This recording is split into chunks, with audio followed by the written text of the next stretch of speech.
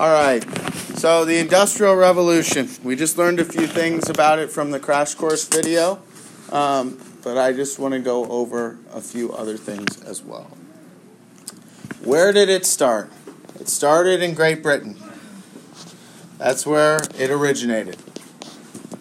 So you could put England, you could put Great Britain, you could put the United Kingdom if you'd like. No, because then we have to go into why. Are we on what fueled the Industrial Revolution or the other one? Where did it start? So it's on the second page. Where and why did it start? Why did it start? Okay, Great Britain had a lot of things going for it at the time. One, they had tremendous amounts of natural resources. These include coal, food, and lumber.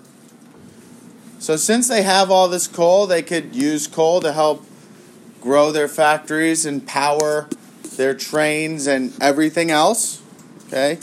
Since they have a very good system of farming, they have enough food to feed their population.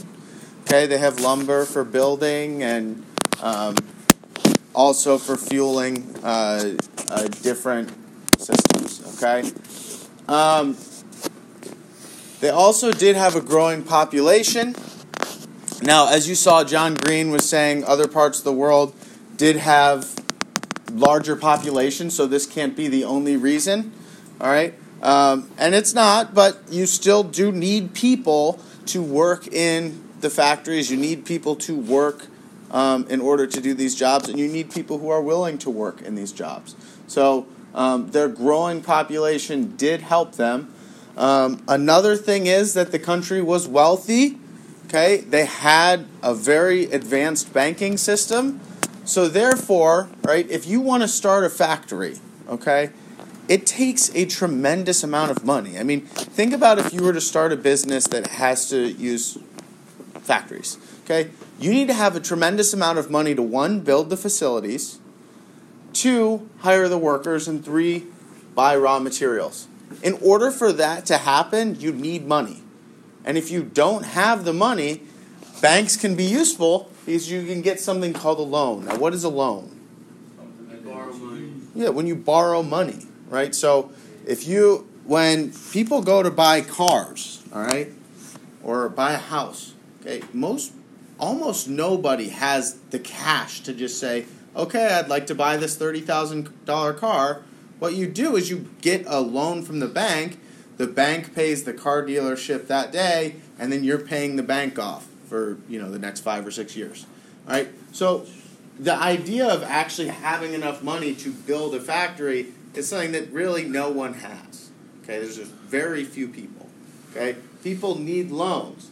So the fact that in their banking system you can get a loan, people could actually start these sort of industries. Okay? And then the last thing I'm going to say, they have a stable government. Okay? They have a parliamentary system, meaning that they have a democracy. All right? They do provide things like freedom of speech, freedom of expression. So because of this, people actually had the ability to have some freedom. Yes? If you had the money to buy a car straight up, would it be better to just buy it straight up, or do you think It would be cheaper for you because what happens is to pay for it if you have the money. Because if you take a loan out, the bank's not just going to give you that money for free.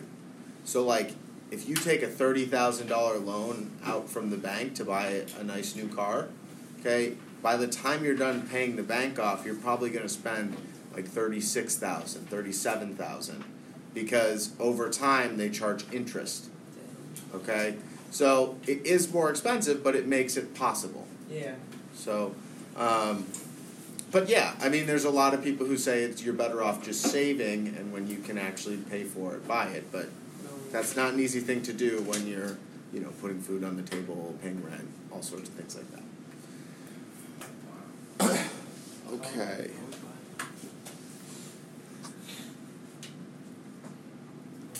Okay. What was the first thing made in factories? Did anybody catch that from the video? Oh, like Yes. It was like the textile. Okay, good. A textile. Does anybody know what a textile is? Juan? No? Is that like the yarn? It like it weaves yarn. Okay, yarn, it's cloth. Okay? So when you think about what a shirt is made out of, okay, you need to start with a big piece of cloth. Right? The shirt I'm wearing right now, the shirts you're all wearing right now, started originally as just straight cloth. All right? So that is the first thing that was made in factories. It's not something exciting like cars, or maybe people would think steel is exciting. Okay, it was something that was pretty basic. This idea of just things that we make clothing out of. Okay, that is what was the first thing made in factories. Okay, because from these pieces of cloth, you could then turn them into shirts and dresses and different clothing items that people needed. Okay, if you needed, window draping, textiles, right? You could make a lot of things out of it. So what you should have in this box is textile, and you should have what a textile is. Is anybody confused as to what a textile is? Textile. So it's just like strings. It's not just strings. It is a finished big piece of cloth. Okay? Yes? So another word for cloth is textile, or textiles make cloth? Textile is cloth. It's not like another word, because cloth can come in different forms. Do you know what I'm saying? Like, this shirt is still cloth. Yeah. A textile is just the full piece of manufactured cotton. So your shirt's not a textile? Your shirt is not a textile. Your shirt is made from a textile. So cloth turns into a textile, and then textile turns back into No, cotton turns into a textile. Your shirts come from textiles. Okay. All right, so what fueled this is the next question. The Industrial Revolution would not have been possible in the United Kingdom and was fueled entirely by slavery. The reason being is, what is the main product? It is textiles. What is textiles made out of? Cotton. Okay? Where was the cotton industry? It was in the United States of America, and it was fueled by slavery.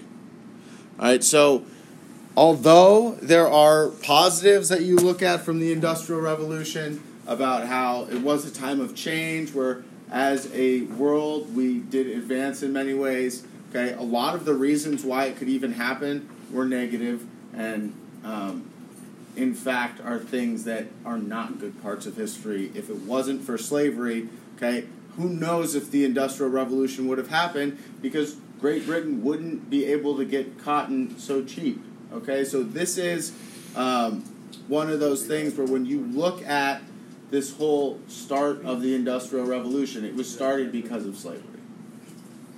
Okay. All right, so that's going to wrap up what we have for today. Thank you guys for paying attention.